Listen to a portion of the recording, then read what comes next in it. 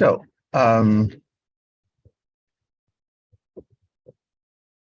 today we talked about doing something which may seem a little bit kind of maybe strange to some of us, but simply caring for the caregiver, the key to better management of our special children. In coming up with this topic, I honestly had to contend with a lot of things because you'll find that there are people who wish that I could just talk on cerebral palsy all the time. But as I've told people, and as those who have seen the recommended care pathway for children with cerebral palsy, which we designed very early in the beginning of Benola, everything that a CP parent is going through is about the same thing that other people who have special needs or have to care for a special one are going through. I remember sometime, I think it was in 2016, when I had the opportunity to speak to staff of the headquarters of one of our major banks in Marina. After I finished talking about cerebral palsy and disability management, in the question and answer period, one of the staff got up, a young man in his early 30s, and he said he wanted to share something. And apparently his mother, who lived in Satellite Village, had been suffering from dementia for quite some time. Dementia is that unfortunate situation that makes elderly people lose their memory. It can be so bad that they won't even recognize their loved ones. When your mother starts saying, "Why?" It shows you there's a problem. And so he would have to close some work in Marina. His family lived in Ikeja. He would cross all the way to Satellite, spend a few hours with his mom before coming back home to sort out his own family. And you could have seen the shock on the face or the faces of his colleagues because nobody knew he was going through such a thing. And it's because we find it difficult to open up and share the reality of our situation.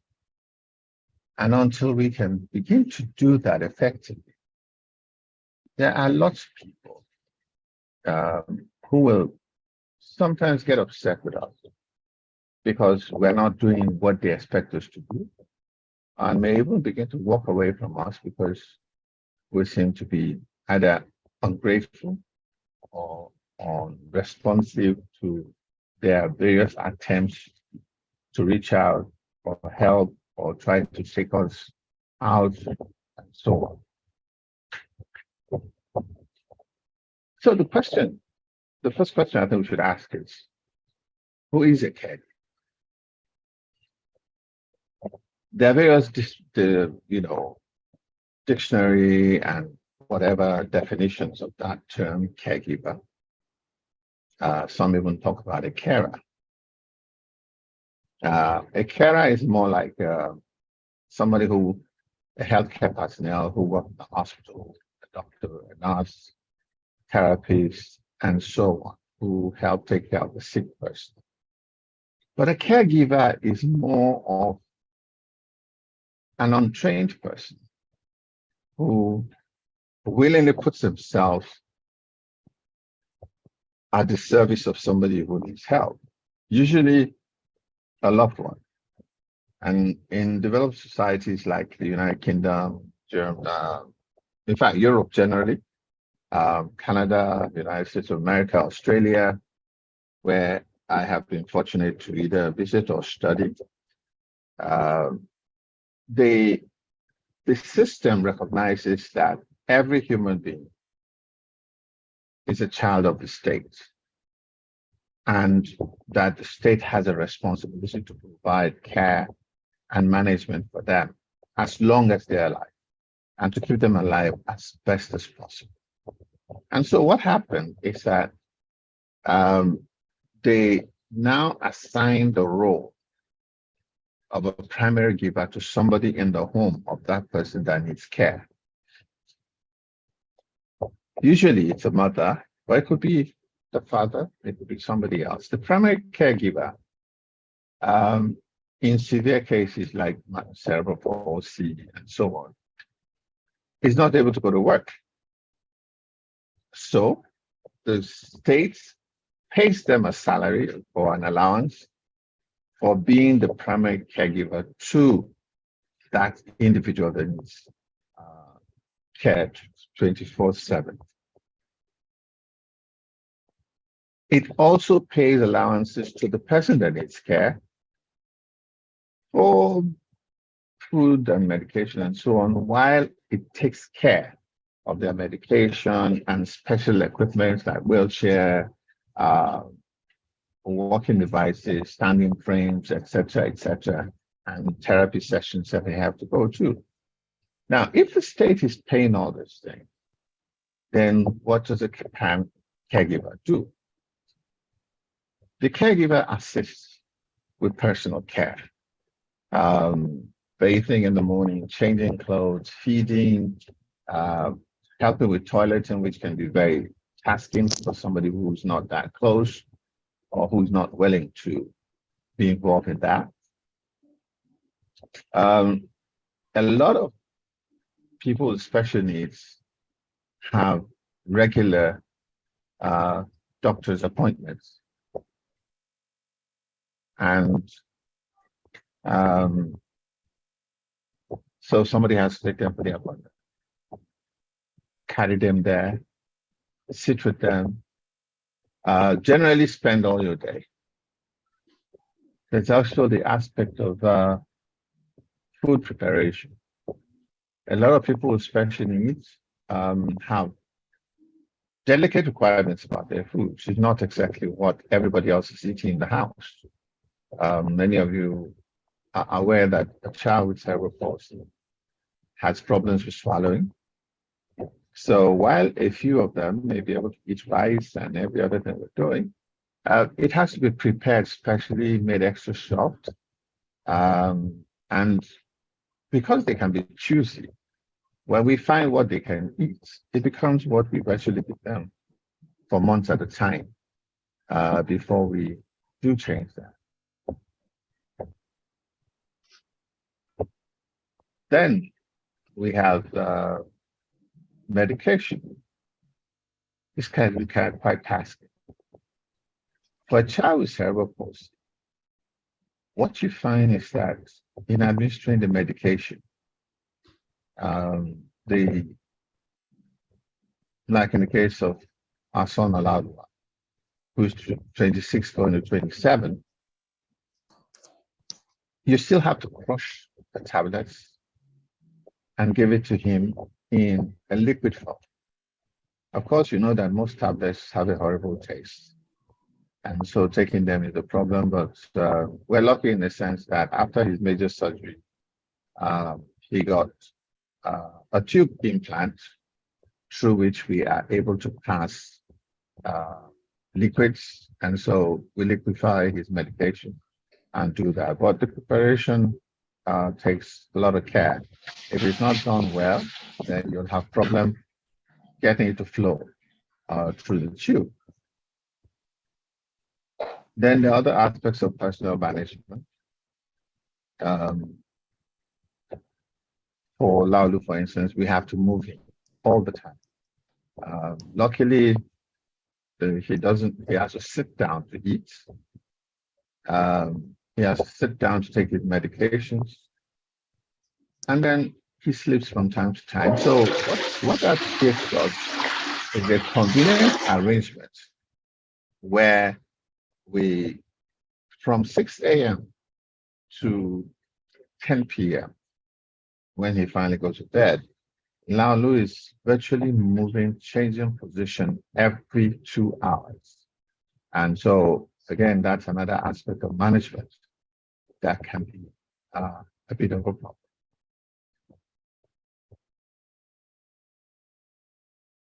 Then,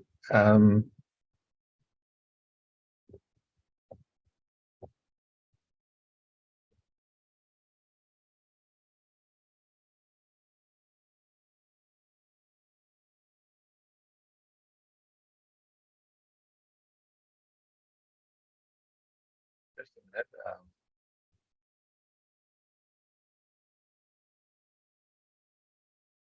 Okay.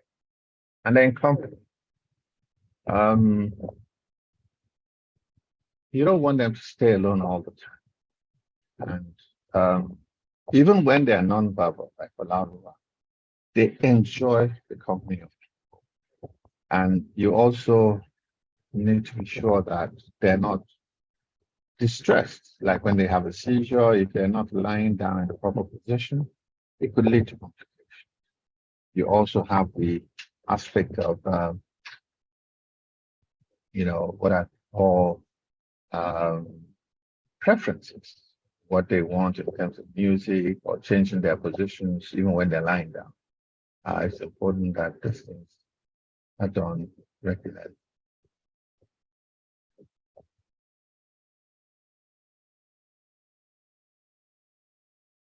So you can obviously somebody who is doing this is going through a lot.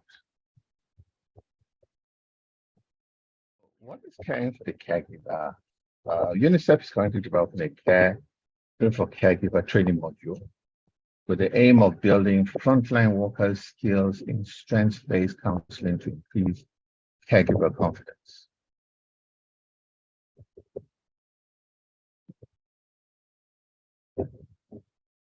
It will also help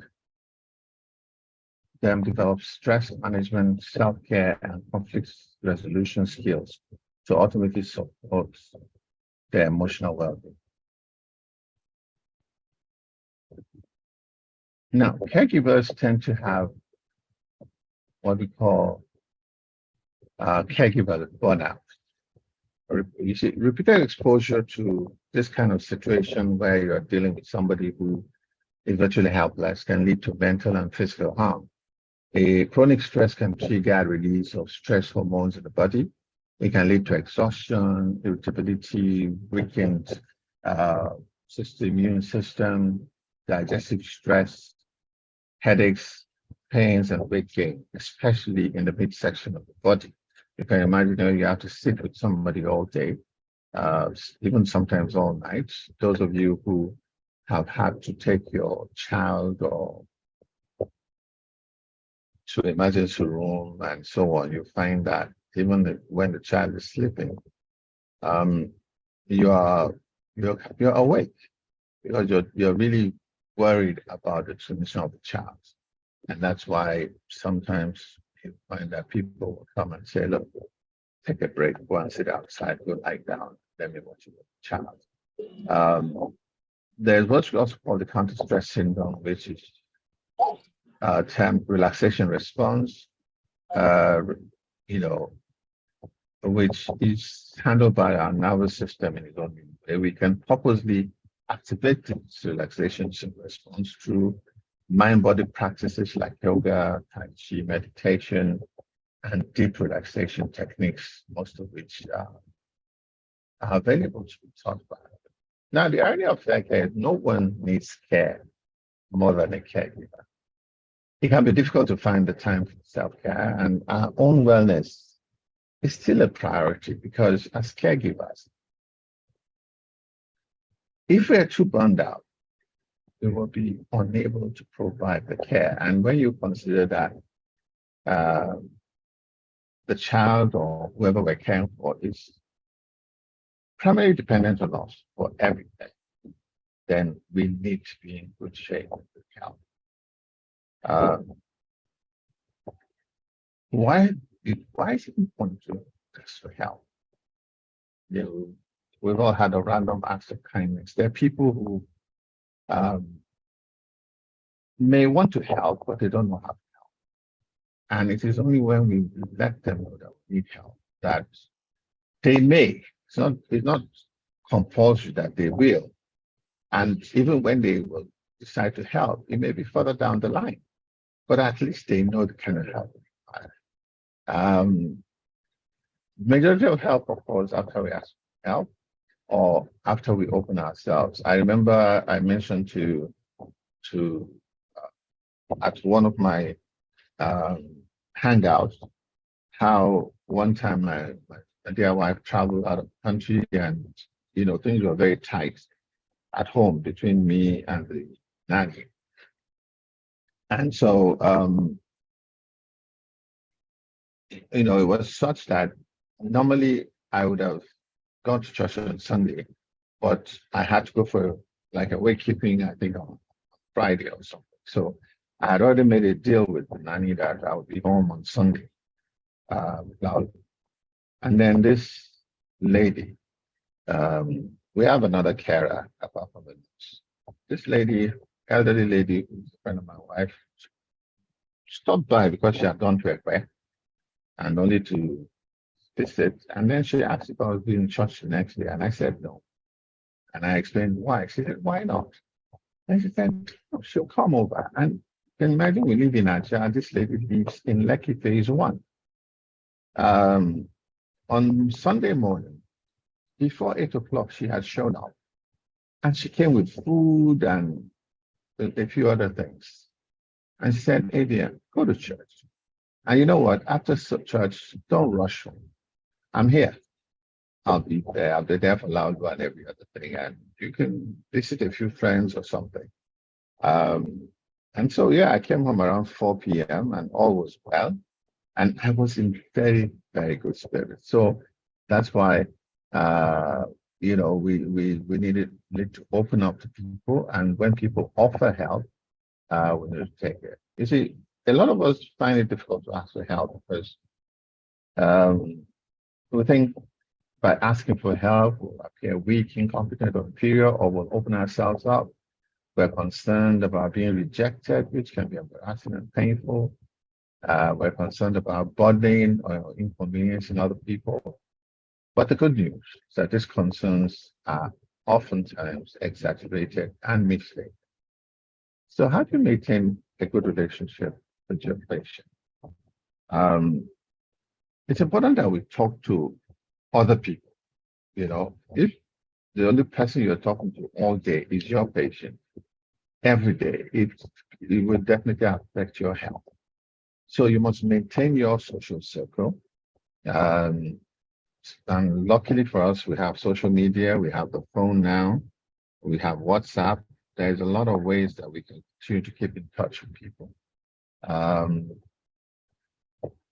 And then we must have a few people in trust who we can call at short notice to just see what we're going on. Now, how do you take care of yourself as a caregiver? Remember, the first person to take care of the caregiver is the caregiver himself.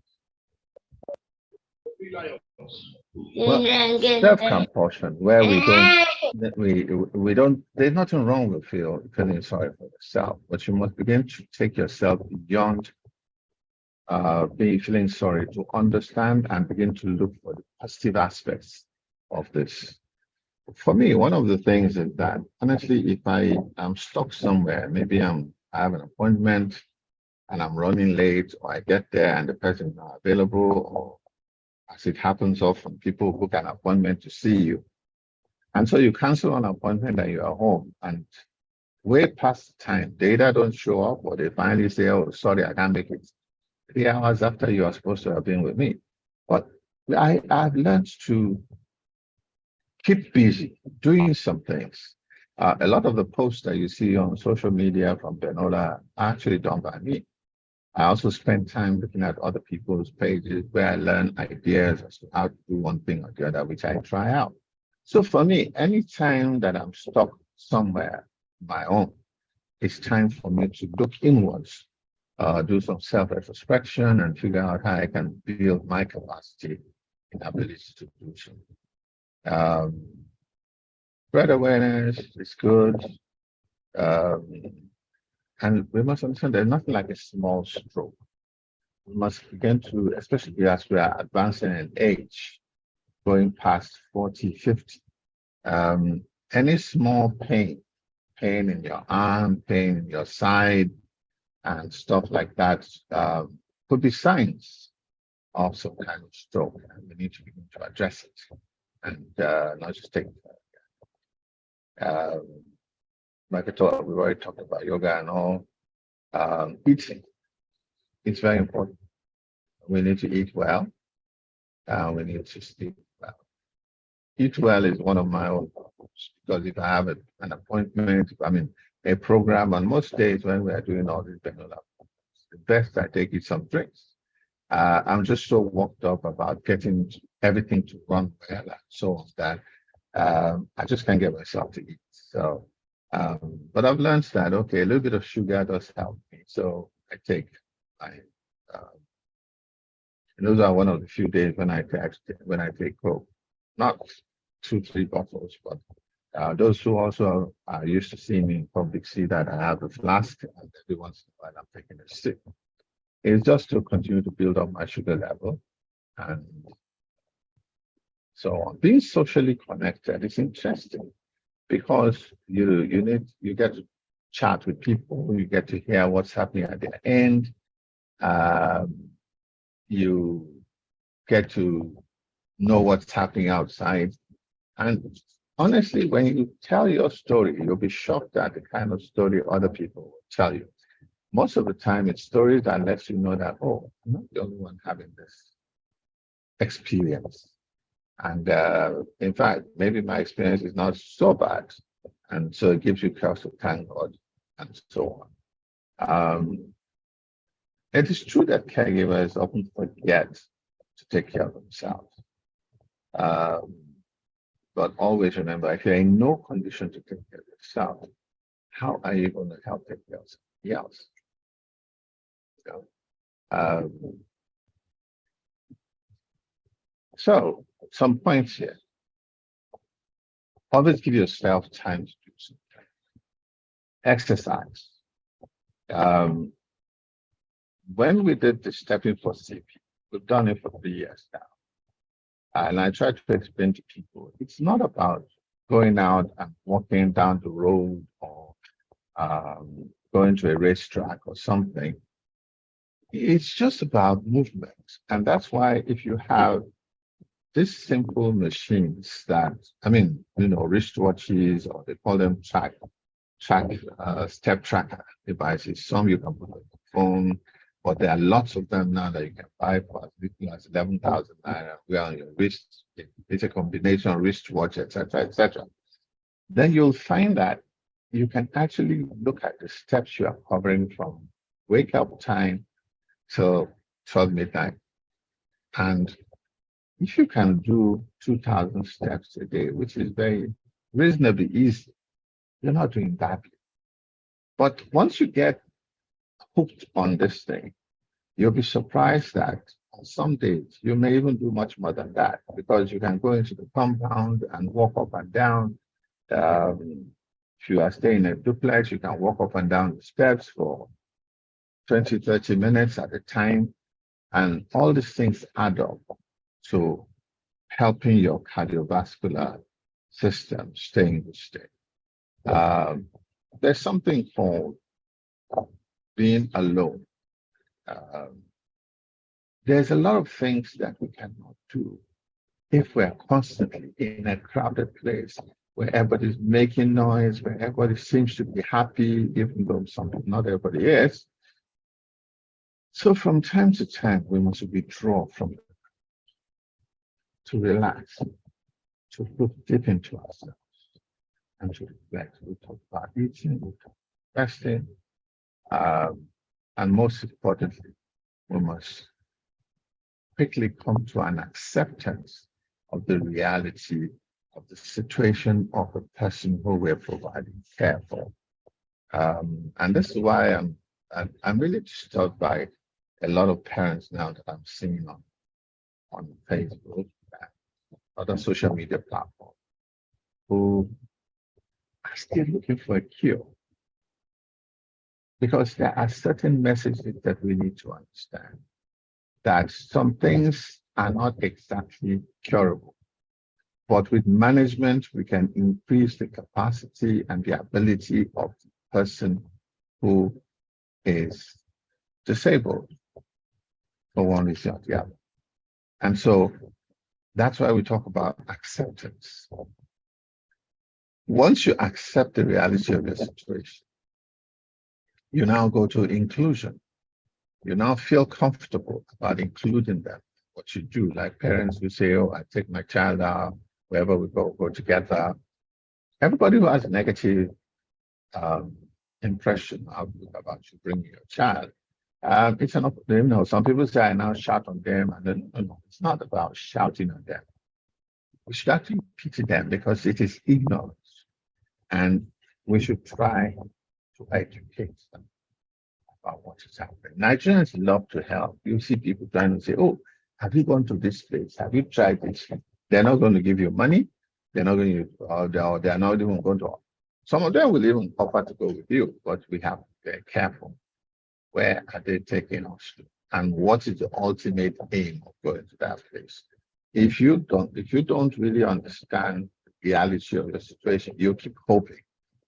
And the sad thing is that every time you hope for a positive development and it doesn't, it's like climbing up a hill, almost getting to the top, and you lose your step and you roll back down. It's it can be very, very damaging to our health, emotionally and otherwise.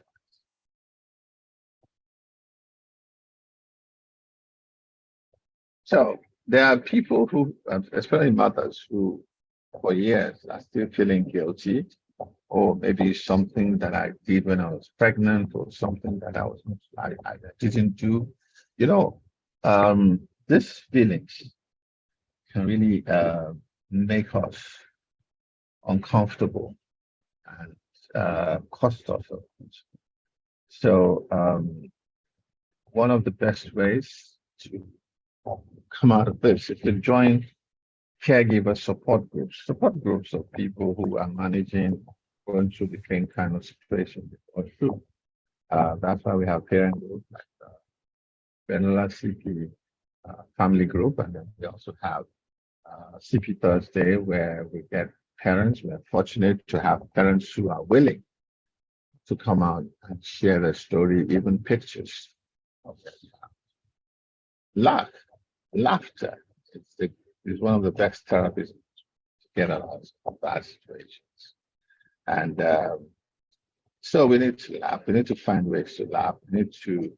And you see, social media is also very good. There are lots of skits and pages and all that we can go to now and see situations that will just make us crack up, and doesn't have to be a 1 hour comedy movie. It can just be 2-3 minutes of a comedy skit, make you laugh, make you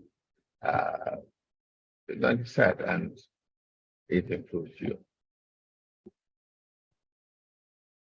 So to really practice self-care, you need to prioritize your nutrition and your health. Never be afraid to say no, because as a caregiver, people will also ask you for help. People will call you for advice, especially when their child is younger than yours at all. I remember one time when one of our mothers sent me the picture of a mother of a child that she went to visit. And the interesting thing is that the child had CP. And when she got there, the parents allowed her to take a picture with the child. The parents didn't take a picture with the child, or they didn't feature in the picture. You understand? And she now said she'll be visiting. And I said, you have to be very careful. You're not in a position to adopt either another child or a family, because you have your own hands full. So we need to be careful about these things, and we need to understand that there are lots of parents out there who are only looking for financial assistance. And so if you allow them to put you in the situation where they're the ones constantly trying to help them, the truth is that who is helping you? Okay. Spirituality is good.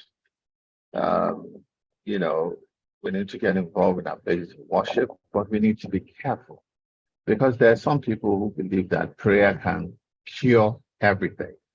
I tell my friends, Christian friends, that yes, I believe in God, I believe in prayer, I even believe in miracles. But the kind of miracle that I believe in is that the greatest miracle is for the parent or the caregiver to accept the reality of that person that needs care. Because once you do that, then you see your mental attitude and everything goes from looking for a cure to looking for uh, better ways to manage the situation and so on. It's good to keep a journal, keep, you know, a book or whatever, people who are nice, people who help you, so that you can remember to reach out to them also to say thank you, to give them updates of your child or person with special needs. Uh, I know a lot of us take coffee or take tea and so on. It's good that we take ones that are decaffeinated because a lot of caffeine can also have its own negative shots. Music, I'll tell you, one of the best things with Laulu, my son Laulu, is that he loves music. And music is wonderful therapy for him. Now, the music is, when he was younger, we just played what we liked. But from the time he was 18, things changed. He started to tell us in his own way. I mean, there are some things he does that can make you very uncomfortable. If he doesn't like the music, he starts trying to throw up or something until you, or even if you're with him and you get carried away and the music stops, it gets your attention. And so that, in fact, sometimes I quarrel with him and I say, "Come, I'm not your DJ. You're not paying me to be your DJ, but hey, he doesn't care. Just give me music, give me, and so on." Hobbies are also good that we have hobbies, other things that we're doing. There are lots of things we could do while sitting around our child with special needs. A lot of Thursdays when we're doing CP Thursday, I'm actually sitting by Laulu, playing his music and also following the progress of the person who's presenting that day. So it doesn't mean that because I have some things to do, I have to lock myself in one and be away from him. We have our own special moments and our own ways of just managing life. Some people consider having a pet. It's not such a big deal in Nigeria, but people have dogs, people have cats, and even some more exotic things like a pigeon, a parrot, and all that. They help because you can talk to them. And surprise, believe me, they react because um, they communicate, and dogs have been known to be man's best friends. The Europeans, Americans have trained some of their dogs to be carers. They call them, assist dogs that can actually take a person either vision impaired or having some other problems up and down and do various things for them.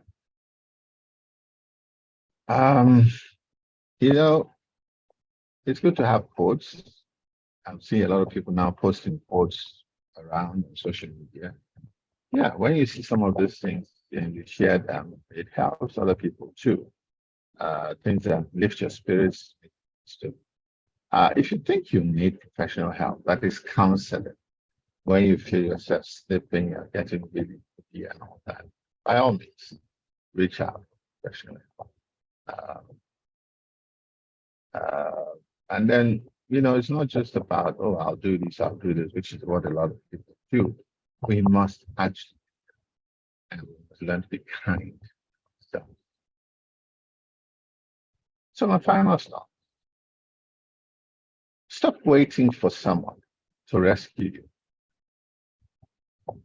or make things better. The first person to take action will always be us, the person, the caregiver who is distressed. Understand that you alone can do these things. for yourself. Because if somebody wants to help you and you're not interested, it's not going to happen. I remember last year, Christmas out, Hangout, when um, one lady came all the way from the university teaching hospital, where her daughter had been on admission for quite some time. And someone came to her and said, this Benola is doing something like this next Saturday. You should go. I said, how can I go with my daughter? And the lady said, I can come and stay with your daughter.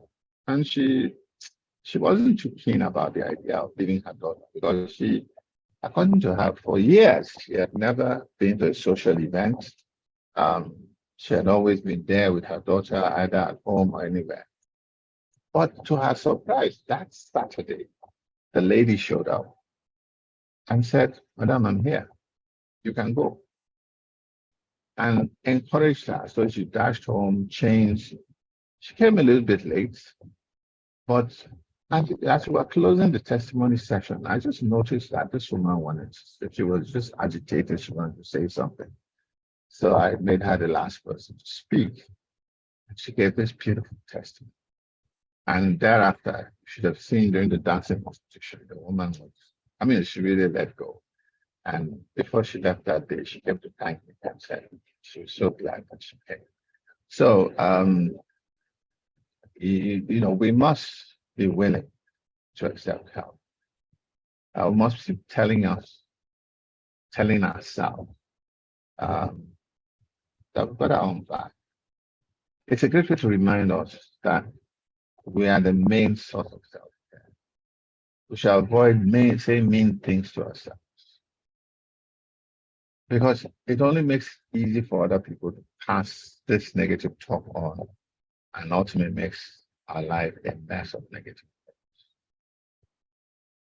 Gossip is an inherently human trait, but too much of it is damaging and potentially undermines our own well-being. So we must be well-placed and teach ourselves to think better of other people, to look for the good points of other people, and try to keep the negatives out when we're talking particularly to somebody about another person. You never know what they're going to do that. So, in conclusion, asking for help can be uncomfortable, but it's an important skill. We should check our assumptions about asking for help. And when there's a need for it, make a decision and ask. We should choose who we ask and consider who is most likely to respond well. But we should consider the best time to ask.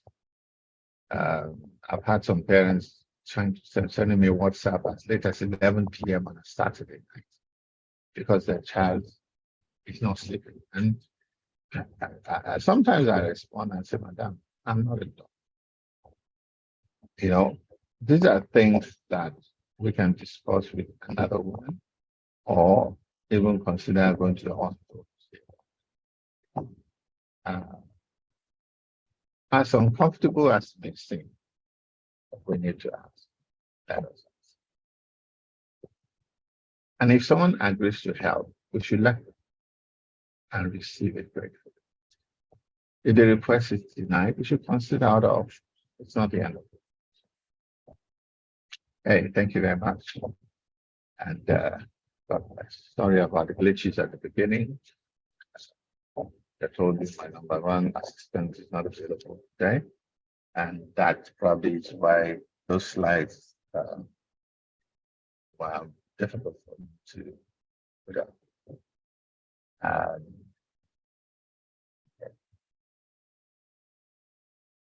So, thank you. Yes, I will have to continue to handle this